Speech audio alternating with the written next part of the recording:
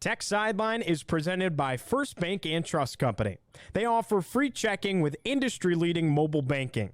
Who you choose to bank with can make all the difference. Visit firstbank.com to learn more.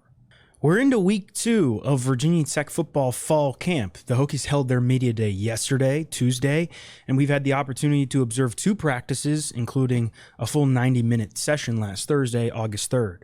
We'll discuss observations and early takeaways, plus we'll hit on some conference realignment, which is a hot topic at the moment. That's all coming up on episode 304 of the Tech Sideline Podcast, which starts right now.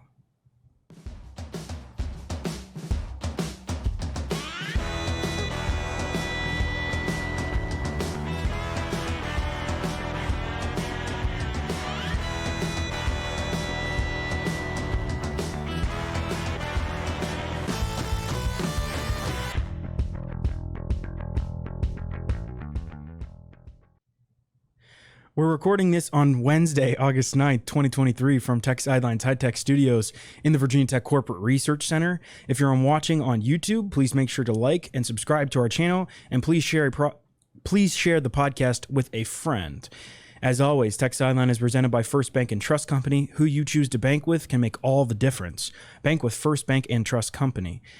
This episode is also brought to you by Coldwell Banker, Townside Realtors. Are you in the market to purchase or sell a residential property? Are you looking to land or invest, looking for land or investment property in Southwest Virginia? We have you covered with 3 offices in the area. Visit cbtownside.com to learn more. Also, be sure to check out yesterday's Tech Sideline podcast. It was episode 303. Will Stewart recorded it about the Hokie Way's Countdown to Kickoff Matching Donations campaign. This is a hugely important campaign. Check out the podcast and visit thehokieway.org to learn more and donate. I'm David Cunningham, Tech Sideline's managing editor and your host for today's episode. We got a full football crew on set. To my right, Chris Coleman, Tech Sideline's lead analyst and columnist. Andy Bitter, Tech Sideline's senior staff writer, is across the way. Will Stewart, Tech Sideline's founder, is behind the scenes producing the show. Let's get right into it. We've all been at practice. Andy, what have been your biggest impressions from the first 2 practices we've had a chance to witness? They're getting after it. I mean, that's all you can say in the first couple practices. I mean, the first one, they're out there in, basically pajamas, shorts, and helmets, no pads or anything like that. So you don't want to draw too many conclusions. And the other day we saw, 20, 25 minutes of a lot of individual drills and, a little bit of inside run at the end. But I think you always try to caution at this time, don't try to read too much.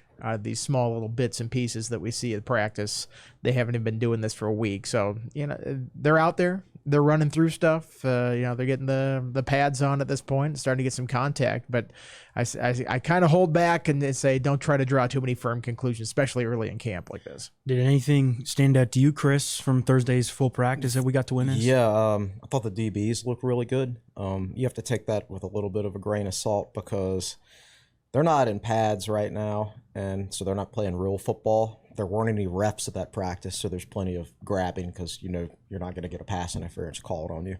I think the red zone stuff, the red zone pass skeleton drill that we saw, the defense absolutely dominated. But that is a drill where the defense has the advantage because first of all, they know it's going to be a pass play. So and they don't blitz anybody either. So they're able to drop 7 guys back in coverage against 5 receivers, basically. So that gives them an advantage there. But at the same time, it's kind of what we thought going in, that's a very good group of DBs. And I think they've got some decent depth there, too. And when you hear stories about Jalen Jones coming on, and, we'll talk about Mose Phillips later in the podcast. He's apparently standing out. So you feel better about the safety depth now. I already felt pretty decent about the cornerback depth. So I just think that's probably overall from a depth standpoint, filling out the entire 2 deep, probably the best position on the team. So you put them in a drill like that where the defense has the natural advantage anyway, and they're probably going to have a big advantage. Now you say that, and then we saw a little bit later in the practice that had another 7-on-7 drill, and the offense completed the same RPO slant route like 4 or 5 times in a row on them, and so it wasn't quite as successful that second time. So again, it's like very good in that first period. I think that group will be good because I think you look at the players they have there and the experience. I think that is an excellent group, but it's why I just like I see a little snapshot of practice, and I'll be like, well, this is how it is for the entire time of practice because it's, 10%. We see 10% of what they're actually doing out there. The big conversation, obviously, at quarterback, Grant Wells and Kyron Drones are battling it out for that number 1 spot. Brent Pry has said the Hokies will split reps evenly between the two until something tells them to do it differently. Chris, you had an interesting point in your quarterback preview you wrote on Monday about the competition and what you had been told. You care to expand on that? I've heard, and I actually heard one thing. I heard this before I wrote my preview, and then I heard it again from a totally different source yesterday, is that Wells is fairly well ahead, but they really want to speed up the learning curve, the process for Kyron Drones.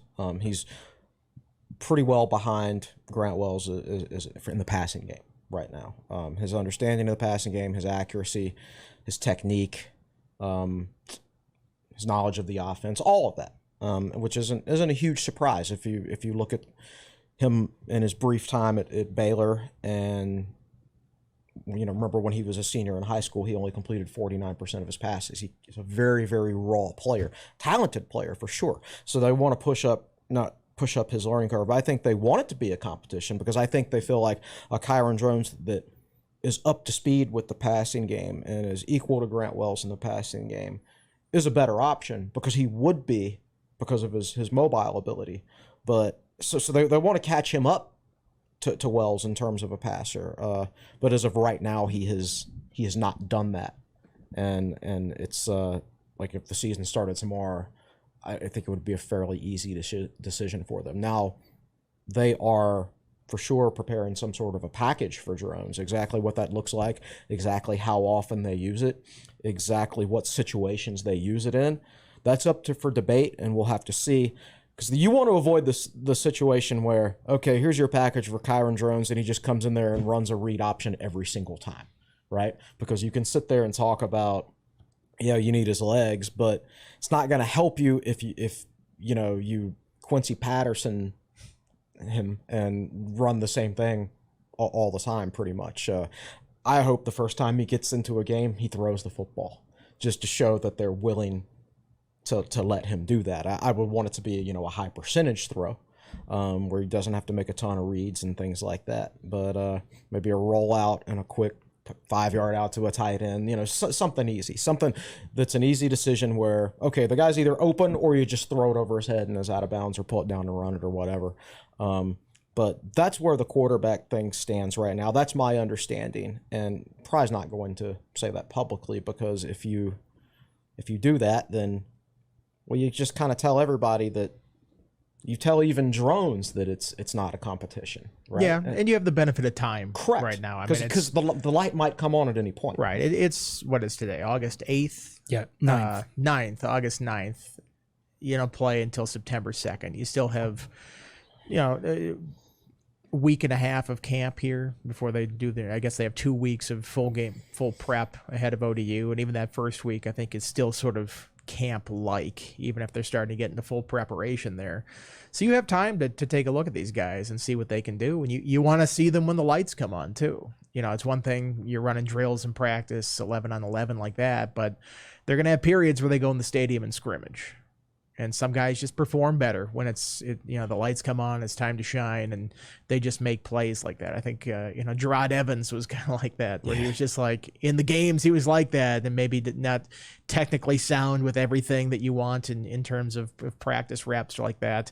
I think Hendon Hooker might have been a little bit like that too, where he was just a much better in-game player than maybe what he showed at practice. And some guys are just like that. So perhaps you hope to get that, but what you're hearing, I feel like that's kind of what I thought might be the case, just based on where they are in different stages of their careers. But you could carve out some packages for drones to go in there. Like you said, I think you want them to do more than just run the ball.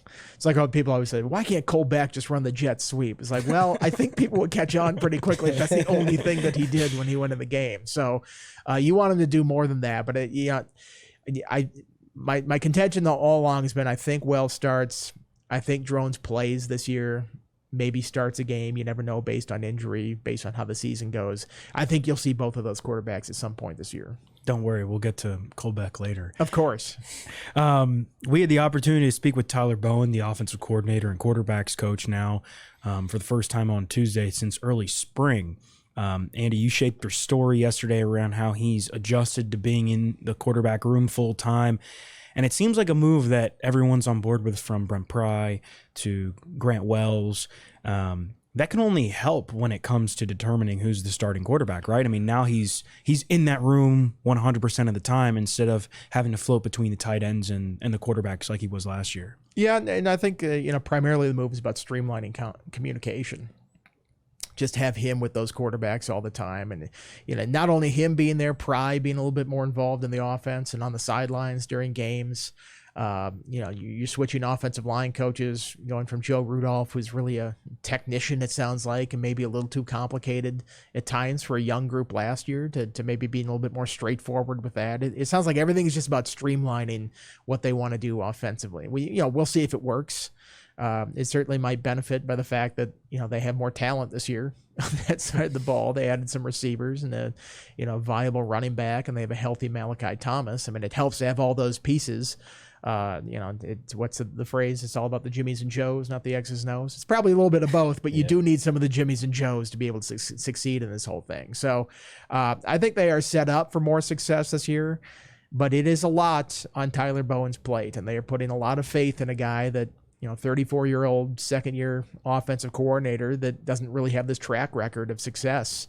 Because he just hasn't been doing it for that long. So this is a big year for Tyler Bowen to see, with a few more pieces that what they have, if they can be better than the dreadful offense that they were last year. They're going to be better offensively this year. The question is how much better. Are they going to improve to 90th in total offense? Or are they going to improve to 70th, 60th? I don't know. It's the thing is, like, that they were things were so bad last year. I mean, they only got into the red zone 38 times last year. I was running some stats last year. Their actual touchdown percentage in the red zone was 58 in the country. So it was slightly above average. When they got in the red zone, they scored a touchdown, more times than they didn't, and were slightly above average when compared to the other teams in the country. But the problem is they only got in the red zone 38 times the whole year, right? Which is about 3 per game. It's just not good, is it? They're going to be better. The question is how much better. The talent is better, like you said. I think things are streamlined more, like you said.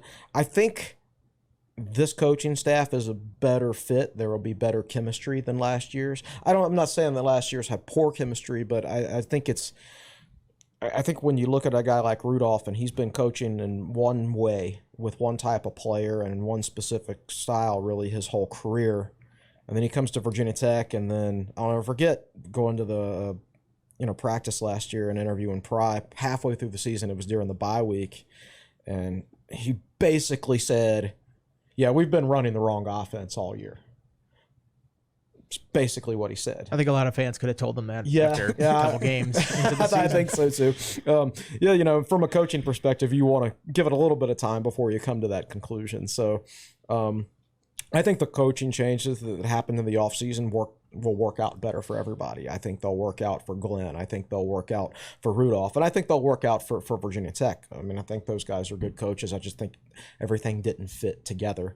Now, maybe that's like my hope, and I just don't realize it. But like, it's possible that those things held Tyler Bowen back as an offensive coordinator. I will say we'll know a lot more about him as an offensive coordinator at the end of this year than after this past year, because I do think there were chemistry issues and there were obviously talent issues. I'd be surprised if we got to the end of this season and I said there were coaching staff chemistry issues, because I don't think that's the case at all. I can't see that happening, and we know they've improved their talent, so things should be better. And I think whatever opinion we have of Bowen as an offensive coordinator we'll just have a lot more evidence by the end of this season. If there was ever to be a make or break year for Tyler Bowen, would this be it? It's too early for that. Yeah, year 2, and you're still trying to sort out the quarterback spot, and the O-line is still where it's at. I think if it gets worse, I think that's a pretty significant red flag. Mm-hmm. But if it improves, as we all think it will, I think that's a sign that it's moving in the right direction. And this is just a slow process. I just don't think that Virginia Tech's a place where, unless you bring in just this star quarterback that's going to completely reshape your offense, that you don't go from really bad to really good. It's not Caleb Williams coming in and changing this whole thing around. And you're asking that question of me as a Virginia Tech fan. And it seems like to me there's never been a make or break year for a Virginia Tech offensive coordinator. I mean, right? I mean, it was never a make or break year for Brian Steinspring until they finally didn't win 10 games in a season.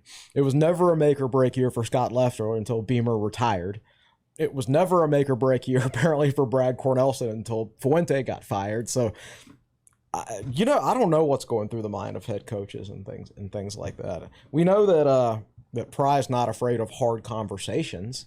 Because he says it every single press conference. It's certainly a point of emphasis of his. But, we'll cross that bridge if we get there. But my hope is, I'm not looking for like any specific stat. I mean, I will, of course, use stats at the end of the year to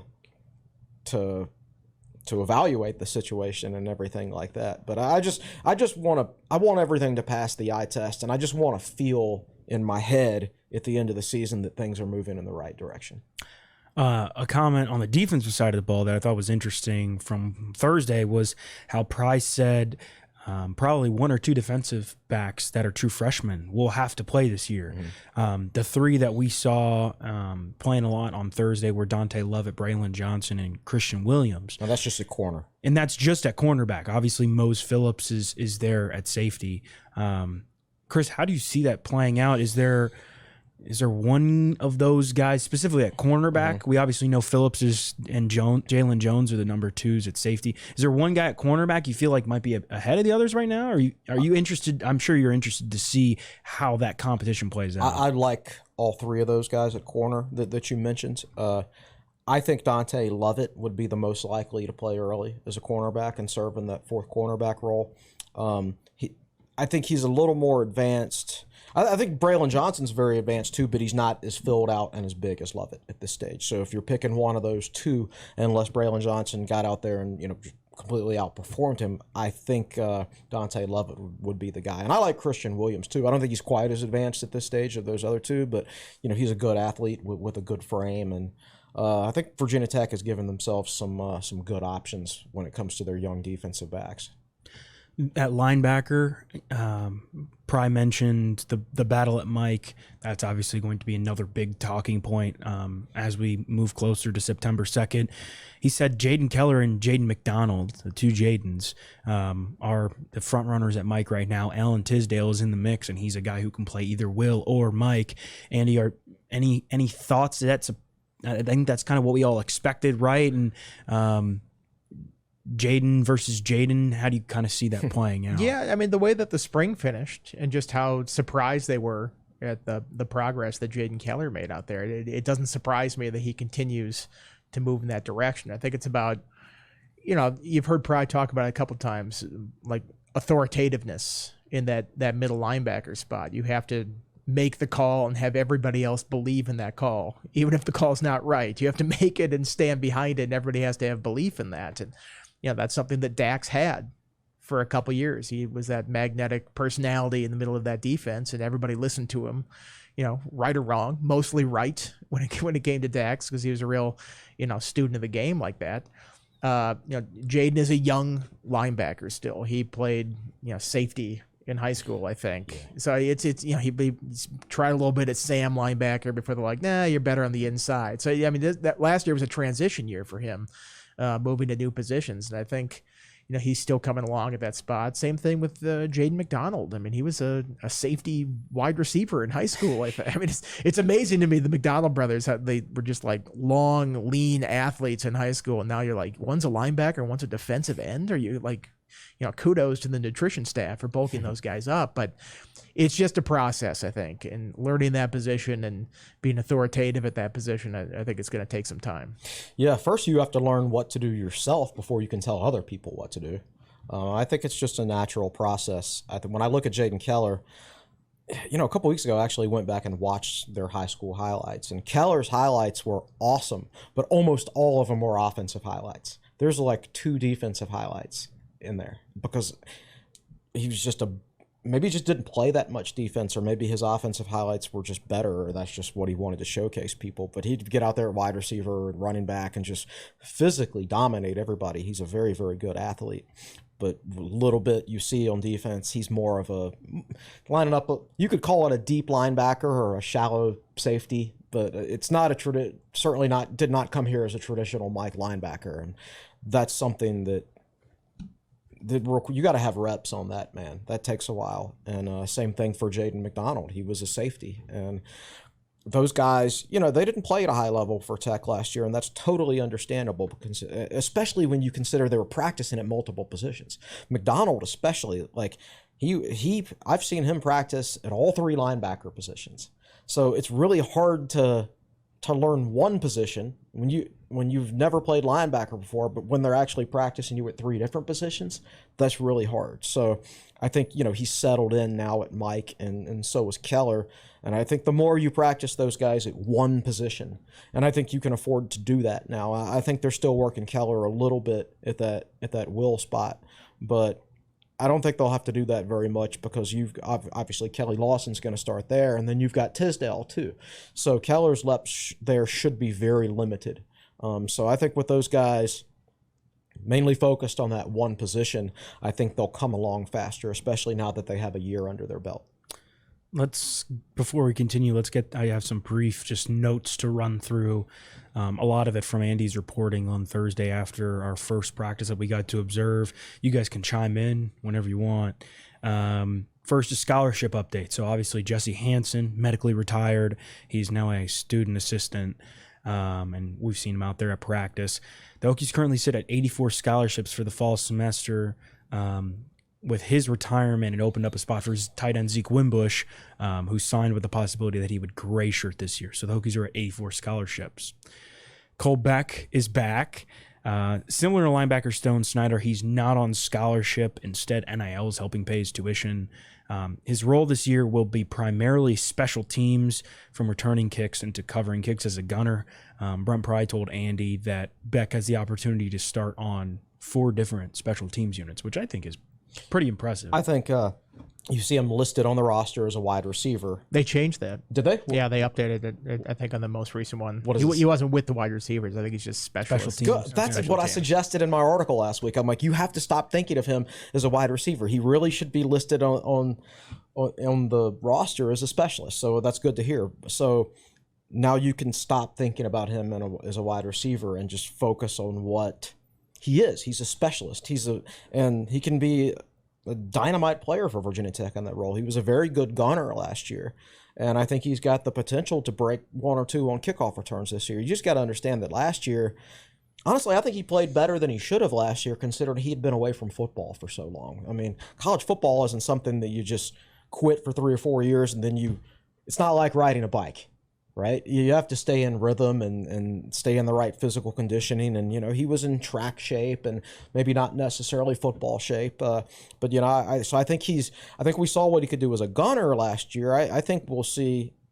I think he'll probably help more as a returner, a kickoff returner this year than he did last year. But I'm glad they made that change on the roster, because I think that's more reflective of who he is as a football player, and which is perfectly fine. It's perfectly fine. I don't want to get that guy. He can help Tech so much as a specialist, so much more as a specialist than he can as a wide receiver. There's no point in him getting hurt, tweaking his hamstring, playing third string wide receiver when you know he's not even going to get into the game as a wide receiver. So I feel like the decision to just play him as a specialist all the time and practice him as a specialist with limited work as a wide receiver, it's good roster management. Yeah, I mean, I looked at some of his 100-meter sprints, and there's nobody hitting him during those sprints. Nobody comes out from the blind side and knocks you unconscious. So, yeah, there's a little bit of an adjustment going from track to football. But when I asked Pry about that, they said that they called up the Patriots.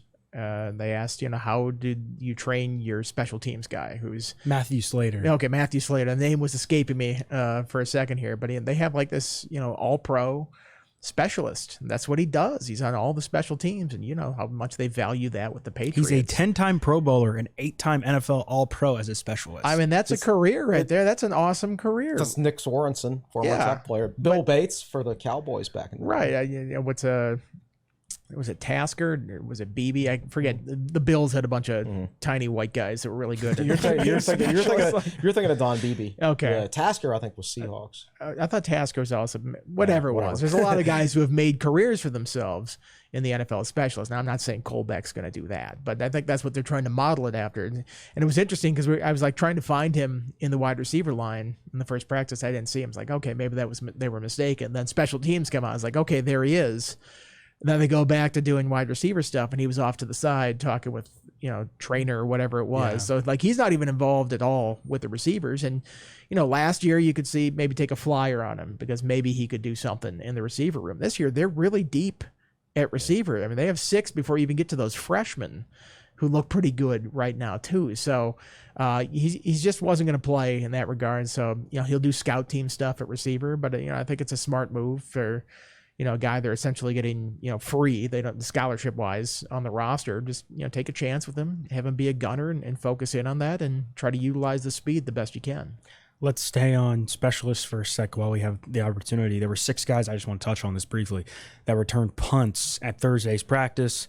In order, it was Tucker Holloway, Jalen Lane, Ollie Jennings, DeJuan Lofton, Xavier Turner Bradshaw, and you said Takai Heath. I'm gonna mess that up, but I will get it. I will eventually get it right. So those are the 6 guys that are returning punts. Obviously, Holloway and Lane are the 2 guys with a whole lot of experience at that spot. And I'll read you off the number 1 and number 2 offensive lines at the moment. The first one from left to right: Xavier Chaplin, Braylon Moore, Caden Moore, Bob Schick, and Parker Clements. The second group is Brody Meadows, Johnny Dixon, Jack Collifield, Clayton Frady, and Johnny Garrett. Any surprises there? I don't think so. No, it's as young as we expected it to be. Yeah. I mean, it's just you're not adding age just by putting them in different combinations. It's going to be young no matter where it is. So, that's still, we talk about all the skill guys they added. We talk about the quarterbacks and stuff like that.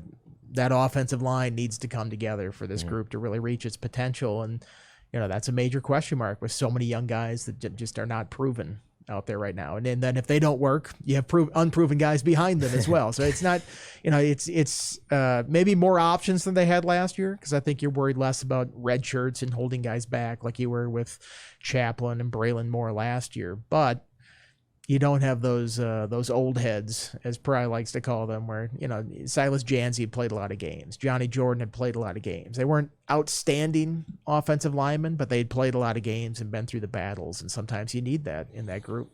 Yeah, it's pretty much exactly what I expected.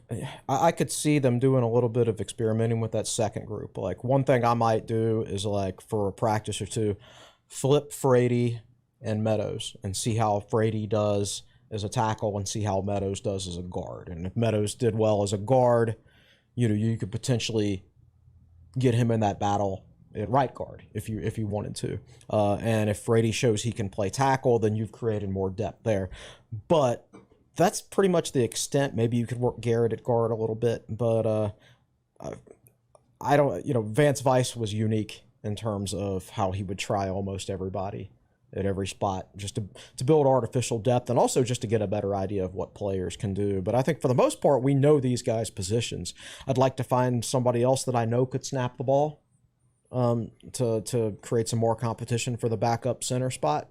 Or even possibly if somebody else could snap the ball and show that they could start at center, then Caden Moore could move to guard. But I think they're really happy with Caden Moore at center. I mean, a couple guys. Yeah. Bowen and Pry talked about how pleased they were with him at that spot. And Pry talked about it last year. They just didn't feel like they had enough power at that center spot. They just weren't getting off the push that they needed there. And, Caden Moore has supplied that so far from the sounds of it. So if you get a little bit more push from that interior of the line, I think that could help a lot. Yeah, and generally speaking, for the most part, depending on the type of defensive front you're playing, as a center, you're not going to have a defensive tackle lined up head up over you. You're doing more angle blocking or blocking out on a linebacker and things like that. And I really feel like Caden Moore is a guy who can really excel in that situation. Or if you are playing an odd front and you do have a nose guard lined up over top of him, he is strong enough to hold his own in that situation, more so than a guy like Johnny Jordan, who was a little bit smaller. Yeah, Caden Moore is one of the guys that we're going to get to right now. There were a few guys that Brent Pry had a lot of praise for yesterday. Caden Moore was one of them. He moved from guard to center. Joe Rudolph was kind of behind that change. Both Pry and Bowen both said it's a big one for the offense, particularly his leadership and physicality. Another one is Malachi Thomas, a running back. Now that he's healthy, Pry said he saw some things out of him so far this fall camp that he hadn't seen out of him before. If Malachi Thomas has a good season, what do you think that means for the Hokies? A lot. I read my running backs preview yesterday, and 5 games in his career where he's had double-digit carries, and on those games he's averaged 89 yards per game and over 5 yards per carry. This is a good running back when he's healthy. He's got good vision. He's got power on the goal line, which you wouldn't really expect looking at him. But you look at his touchdown runs in his career, and it's always he gets met at the 3-yard line, and then he powers his way in, generally speaking. So I think there's good natural running ability there. And if he stays healthy, I think you've got a strong 1-2 punch. Yeah, like Pry says that he's doing stuff I haven't seen from him. He's been hurt the entire time that you've been here, basically. I remember when he first started playing as a freshman, just talking to Justin Fuente off to the side and off the podium, he's like, every time they make contact, every time we give him the ball, he's 1 or 2 yards ahead of the other running backs because he always falls forward. He always makes that progress. He's got that tough running style to him, and that's important. I mean, if you can get a yard or 2 yards extra every time you're hit and you're falling forward instead of just going down where you get hit, I mean, that's significant in a ground game. That's really what you need, is because the blocking is not going to be perfect every time. You're going to get met by the defense at a certain point. You still need to get yards in those situations. And he's a guy that's proven he can do that. He was a real difference maker, I thought, last year. The brief glimpse between the clouds where the sun came through and he was healthy, like against Pittsburgh. When he was healthy in that game, he powered his way into the end zone for a touchdown early on. He was 15 carries for 84 yards in that game. Yeah, he was really effective. And I think when you consider the level of competition, you probably have to say that's the best performance by a Virginia Tech running back all of last year. Right. And NC State, the game he gets hurt, I felt like that game really turned when he got hurt and they no longer had that option. So to have him and have Tootin, who, was just kind of watching yesterday. I mean, he was dressed out, but he wasn't going through the drills and stuff. So I don't know if he's dealing with something early in camp here. But if you get those two and they're healthy, I think that's a really solid 1-2 punch. Somebody else Pry kind of had that praise for was Antoine Powell-Ryland, or APR as they call him. Pry said there was a rep that APR had in the first few days of fall camp that caught everyone's eye with the way he got off the ball. Quote, "We hadn't seen a rep like that since we got here." I believe Tech Football put that clip on social media. I assume that's the one Pry was talking about. Yes, I assume so too.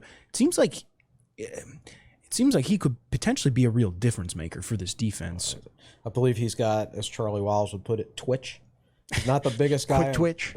He's not the biggest guy in the world, but he's very, very quick, and he's got a lot of experience now. He played a lot of snaps at Florida, and I think really started coming into his own down the stretch last year. Like before the month of November last year, you wouldn't have looked at his career numbers or anything he had done and been like, yeah, we really want that guy to transfer to Virginia Tech. But then he dominated the month of November, and he dominated the Florida State offensive line, and that was a good Florida State offense last year. So I just feel a lot better. I just think he adds athleticism to the defense, and athleticism forces turnovers. And Virginia Tech only forced 9 turnovers last year, and that was a big topic for Marv yesterday in the press conference. Is they have to create more havoc plays on defense, force more turnovers, more interceptions and things like that. Those are game-changing plays. Yeah, and I think that's been the biggest hole on this defense. I mean, you saw a little bit from Tywan Garbett last year, but he battled an injury all season, so sort of a dry spell in the middle of the year. Then he really came on strong at the end of the year, certainly factored into the Liberty game. But if you have a difference maker, I mean, look at Virginia Tech's history of difference makers on the defensive line, and Corey Moore and Darryl Tapp and these kind of players. It just feels like it's been a while since they've had a guy like that. Mm-hmm. Like, who was the last true, I guess Barno for that the last partial season. The last player to get double-digit sacks was Tapp. It was Tapp, yeah. I mean, there's one year where Kane was like 9.5, and I've seen him listed at 10 in some places. And but Daddy Nicholas came close. Yeah, he was at 9. But it is harder to get double-digit sacks these days because of short passing game. But It is, but it's a tremendous length of time to go without a double. Like it just seems like you should have gotten there at some point. Yeah. But I feel like just a true pass rusher is something they have not had in a while. That just gets after the quarterback, and if Powell Ryland becomes that, I mean that's such a boost for this defense. Another defensive end that got a lot of praise was Keyshawn Burgos. He's currently he's repping with the twos, second string left end. Price said, outside of Kelly Lawson, who we'll talk about in a second, Burgos probably has the best motor on the team. Quote, he has one speed and one speed only, 100 miles an hour. Could he potentially be a difference maker? He's a young guy. He played in 11 games last year. He's somebody you could see having a big season. He was tough for me to evaluate because his high school film was so bad. I don't mean his play was bad. I mean the quality of the tape. It was like grainy. VHS quality. You could barely see the field. It was like a 1980s camera. You could barely see the field. So I couldn't really evaluate him coming out of high school. His numbers were good, and I liked the fact that he was a really good high school wrestler. So he understands toughness and leverage and things like that. I did my thing yesterday where I go around and ask all the vets who their top young freshman prospect is on each side of the ball, and we'll get to that later. But a couple of them did mention Burgos, so that means he's standing out to some of the older players. And you hear the coaches talk about players all the time, but you don't necessarily. That's why I like doing this in the preseason, go around and asking the players what they think of other players and listening to their answers. But he stood out to a couple of the older guys. Yeah, I think the opportunity is there too. And that's, a lot of young players are good, but they're sort of blocked in the depth chart from really having an opportunity. And, Cole Nelson and CJ McCray haven't played a ton, haven't had a whole lot of starting experience. And, another McDonald twin at one of those spots. But I think that's a spot where they need more guys to step up, so he'll have a chance.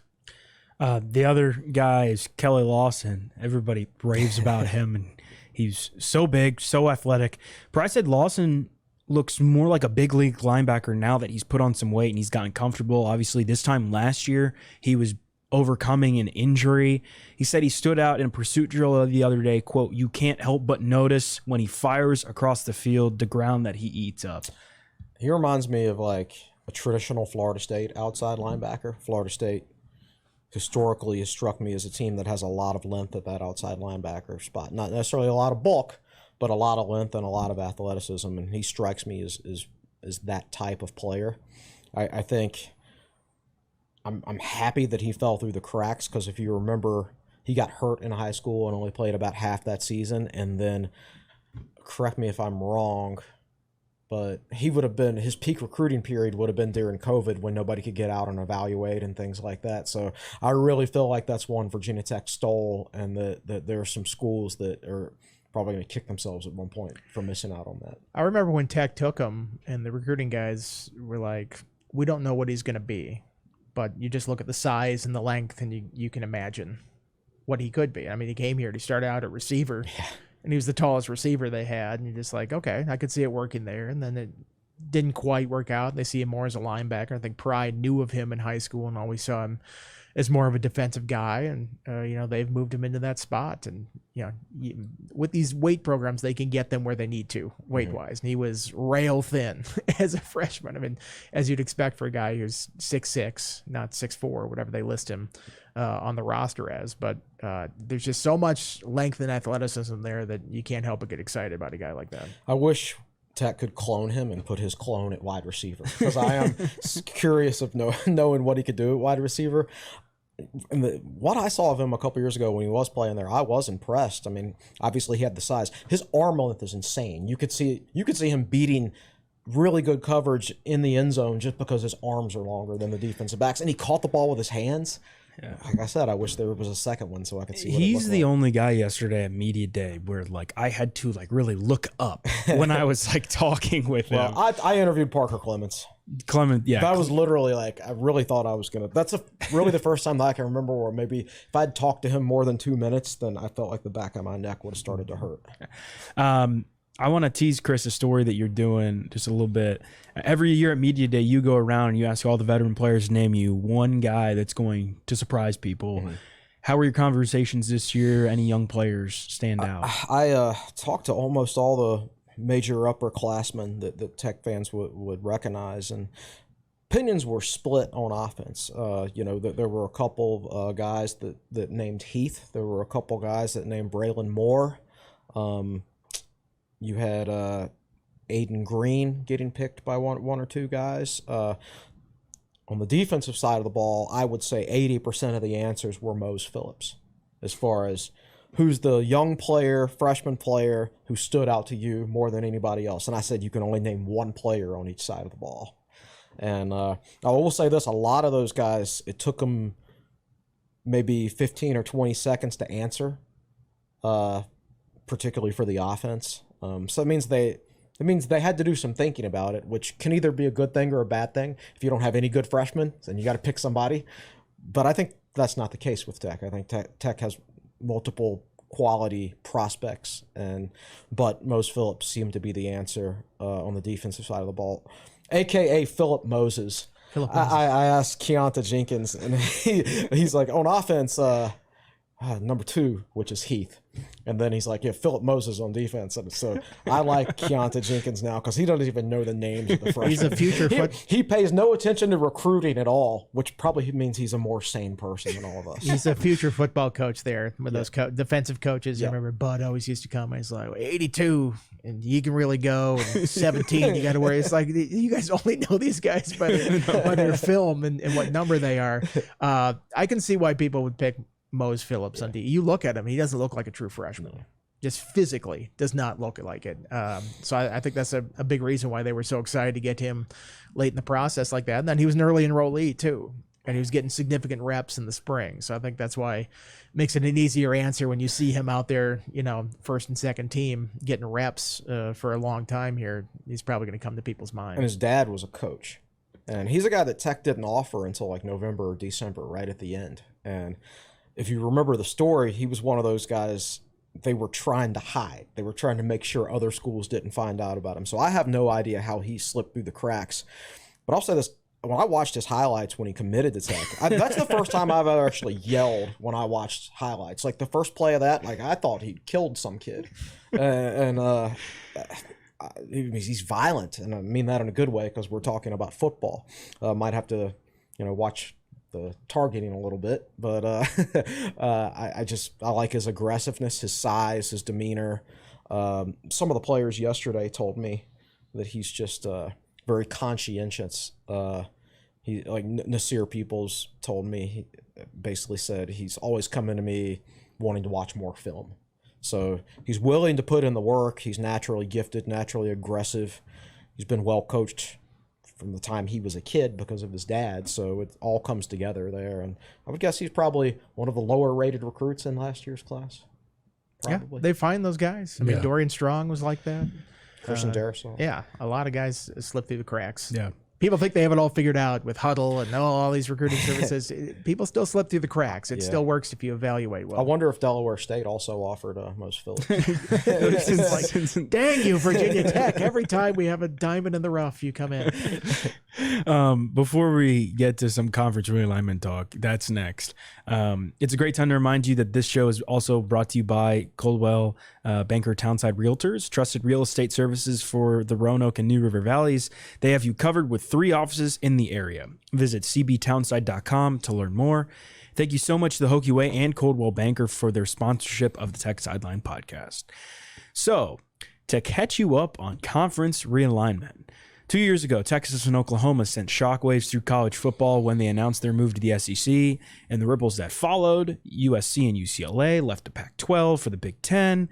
In the last few weeks, Colorado, Arizona, Arizona State, and Utah have ditched the Pac-12 for the Big 12, while Oregon and Washington are headed to the Big Ten.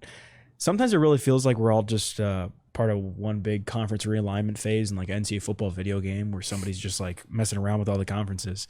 The ACC was quiet for a while, but the grant of rights is still holding the conference together. But Florida State said the quiet part out loud last week. The Seminoles would like to leave in search of more revenue. On top of that, reports came out in the last few days that the ACC is looking into adding Cal, Stanford, and SMU. Andy, what do you make of this as far as the impact on the ACC and how it might change the conference's landscape? Well, you mentioned that college football game. I remember playing that, and I think it was Texas A&M or something like that. And in the Big 12, I added Boise State and BYU, and I had a bunch of West Coast schools out there, and I split it into the country and Western divisions in the Big 12, and I thought that was outlandish, but it is not as crazy as what is currently going on. I mean, the Big 10 has 18 teams. The Big 12 has 14 teams. The ACC is considering, the Atlantic Coast Conference is considering adding schools on the Pacific Coast. The All-Coast Conference. Yeah. So you don't have to change the... Yeah. I mean, UCLA is playing the same conference as Rutgers. What are we doing with this? It is ridiculous. I feel like every second I look at my phone, there's a new realignment rumor.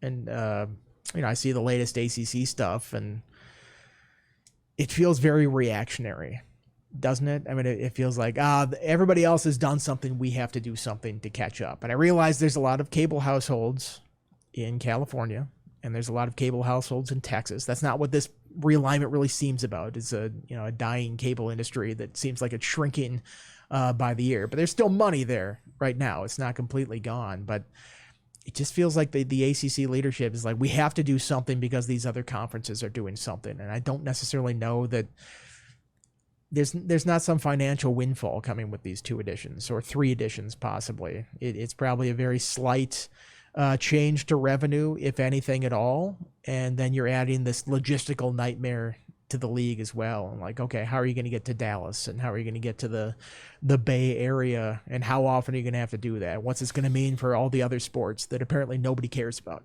Like, nobody cares about. And I understand the revenue is all about football, but you got to make some of these decisions with just like, is this going to be a bigger headache than it's worth? And I feel like the ACC is sort of being pressured into having to do something here. Yeah, I think the ACC school presidents will shoot this down. That's my opinion, because it's like you said, like, I don't anticipate it being a huge financial windfall. It might bring in, $3 million, $5 million more per school or something like that, maybe. I don't know. But that doesn't move the needle. The ACC teams need 20 or 30 million more per school.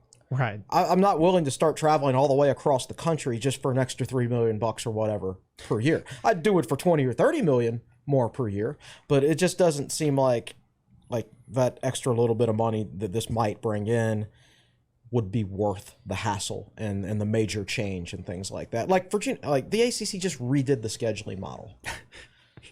I suggested in 2012. Correct. I want to get that on record right now. So, like, I finally realized my dream of playing Clemson and Florida State more, and now, you know what? We'll just go play Cal on a Friday night, 10 o'clock Eastern time.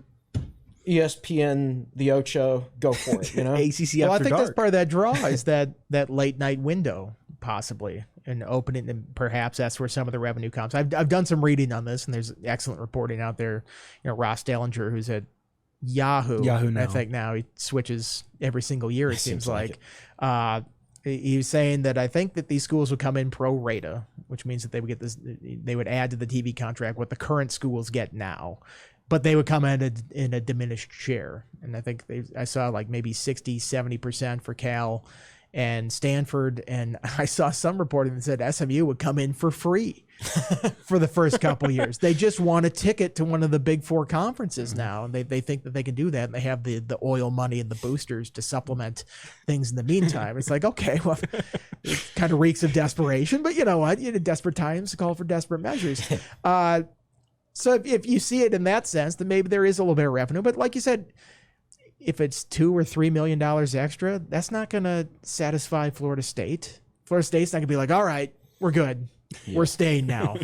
And even if you give a little bit more money to Florida State, all that's going to do is add to their bank account for when they want to eventually buy their way out of the league, when it becomes perhaps a more reasonable number to do so. So I don't know if this really changes anything, because the inevitable conclusion here is consolidation, and it's the big schools going towards one place. And I keep, in a larger sense, I keep getting questions about is Virginia Tech going to get a ticket to one of these big 2 conferences? And I'm like, maybe. It depends on how big they get, and it depends on what exactly these schools want to target for expansion. But the bigger question is how long is that model going to hold? It feels like we're spiraling towards, what you almost saw in the European soccer leagues, the Super League, where the biggest revenue producers all break away and form their own conference. Because Florida State said it. Why are we in a conference with all these other schools and we're carrying the freight in terms of TV, people that watch TV and the TV revenue that comes from that? I think it's going to get to a point where Ohio State and Michigan look around and go, why does Purdue get the same as us? Why is Northwestern? Why does Rutgers? What has Rutgers done to earn any share that's even comparable to this? And, eventually, it seems like TV money drives this whole thing. And eventually, Michigan, Ohio State, Alabama, I feel like they just break off because somebody's going to offer them some ungodly sum of money that apparently these presidents and ADs can't turn down. They're addicted to it. They can't turn it down, and they're like, we're going to have to do it. I think eventually it gets to that point. And, before there was some sort of common sense to these leagues where the Big Ten was in the Midwest and the SEC, well, it still is in the Southeast, but it's expanded a little bit into the Plain States. And there was a West Coast Conference, and that's just all out the window now. And I talked to you guys before about this. I go back to it was the Requiem for the Big East, that 30 for 30, and they were talking about how that broke up, and Syracuse eventually joining the ACC was kind of like the death blow, I think, to the Big East. And they go to Big John Thompson, and they're interviewing him. He's like, A2, Brutus? Like, you're leaving too? You're doing this as well? And then they cut to Jim Boeheim, and he's like, but we weren't leaving the Big East. We weren't leaving the Big East like it was. We were leaving this strange combination of schools where it's USF and DePaul and all this patchwork that they've done to hold this thing together. I think before, when you're Ohio State and Michigan, you're like, no, this is the Big Ten. And now you look around and you go, is it? Maryland and Rutgers, Nebraska, 4 West Coast schools. Nebraska feels like Big Ten at this point, but you're going to look around and go, we're not leaving the Big Ten. If they were to get this offer from this Super League, which I would imagine is coming eventually. So I feel like this just accelerates the whole eventual breakup of the traditional conference model, and just the biggest revenue producing schools are going to break away at some point. Something we talked about, I think, in Europe, the fans revolted. The fans hated that idea. The fans said, well, why are you... Even the teams the fans of teams who were going to the Super League. Like, I remember Manchester United fans. I think it was Manchester United fans. They actually broke into the stadium, I think, and basically revolted and started setting stuff on fire, basically, because they value their domestic league so much, and they know their clubs are already so rich. Yeah, I don't think college football fans are on that same wavelength. I mean, if you're telling Alabama fans that they can go play in a Super League with Texas and Oklahoma and Ohio State and Michigan and USC, I'm sure they would do it. Well, yeah, but the thing is, but you tell those soccer fans that you tell, Manchester United fans, you get to go in a league with Real Madrid, and they're like, well, we already play them in the Champions League, right? So it's a little bit different from that standpoint. There's a little bit of a meritocracy mindset in that European soccer where you can win your way up into higher leagues. That's never been the case in college football. Maybe TCU won at the right time when the Big 12 is looking to expand, but it's never been about fairness in college football. And the big revenue producing schools have always had that advantage and always will. And I think it's at a certain point they're going to be offered just so much money that they can't turn it down, because there's nobody in charge. There's nobody in charge of college football. There's nobody, it's like these ADs and these school presidents, it's like a drug. The money coming in, and they just can't say no to it. And I feel like the fan base is sort of bought into that. And the fans take pride in our conference produced this much revenue last year. It's like, when has that ever been the case? Why do you care so much about this? That's like a thing now. It's not the same mindset. I don't think it would be met with the same revulsion that it was in Europe. Mm-hmm. I agree with it. Well, I think that we kind of covered everything for conference realignment. Before we get to a couple message boards questions, I just want to touch on one news item.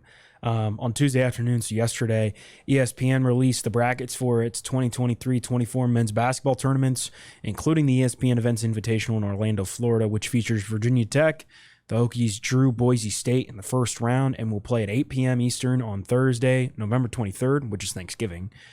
It'll be televised on ESPN2 or ESPNU. I wrote a story on that. You can go check it out on TexAsline.com. We'll obviously discuss hoops more as we get closer to the season. I got 2 message board questions for you guys before we close. From Brewing Hokie, what in the 2 practices you guys have seen, what is the best, most entertaining, or most explosive play you guys have seen from practice so far, if any? Probably that Malachi Thomas run down the sideline. They put it on from Twitter. Thursday. Yeah, so I think you could probably say that one offense for sure. Yeah, I think it's that one. I mean, I'm trying to think back of too many explosive plays that hit. The first, it was really limited what we saw yesterday. The first practice, they had a Wells deep touchdown pass on there, and they put it on Twitter. We didn't actually see it, but they put it on Twitter. Right. Yeah. Only the best highlights go on Twitter like that. I think you'd be surprised how mundane a lot of practice is. It's just like inside run and stuff like that. There's not these. It's basic installation. You're not going out there and just throwing the ball deep every time. So it's a pretty limited pool. But I do remember that Malachi Thomas run. I did see some. I saw some of the stuff. Some of the wide receiver DB stuff yesterday was pretty interesting. Like Stephen Gosnell. I think had kind of a little bit of a double move on Mansour Delane. He's given Mansour Delane trouble.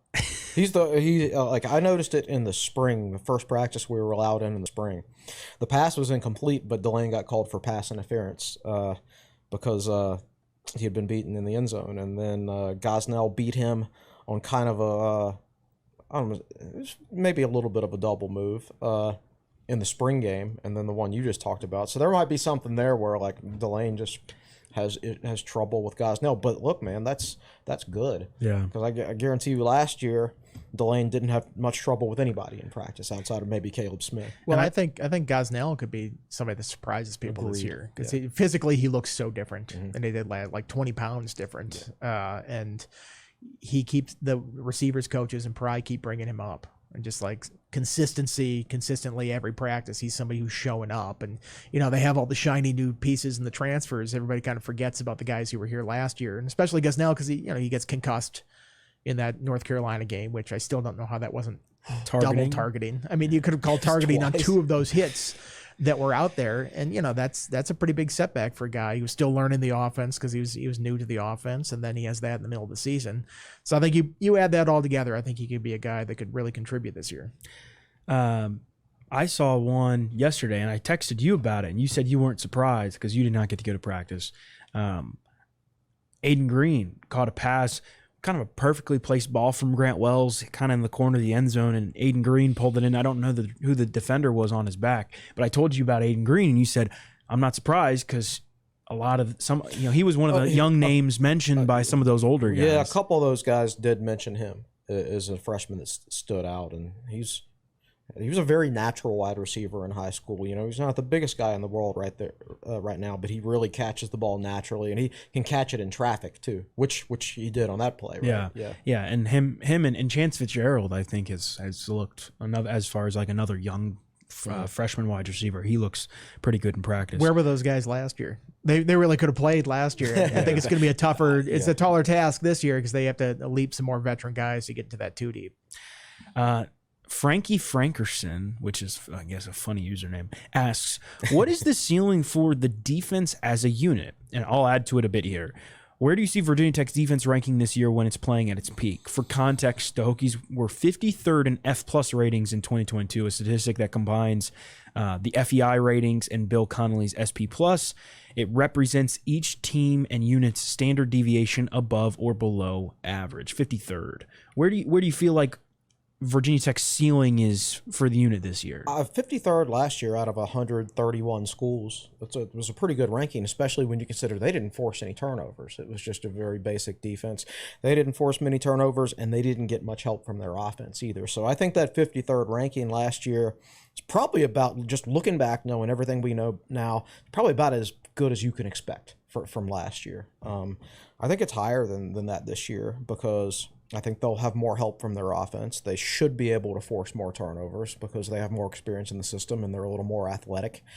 They also face a lot of really bad offenses this year on paper. Now look, Tech had a really bad offense last year, but we all expect it to improve. So those really bad offenses that Tech will be facing based on last year's stats, well, the fans of those teams also expect their offenses to improve. So, we'll see. But on paper, this year's not going to be a bunch of 40 to 30 shootouts, right? So I think 5 of the teams Tech faces this year were outside the top 100 in the FEI offensive efficiency ratings last year, like Rutgers and Old Dominion and Virginia, and there's a couple, Boston College, and there's one more in there, Marshall's the other one that had an awful offense last year.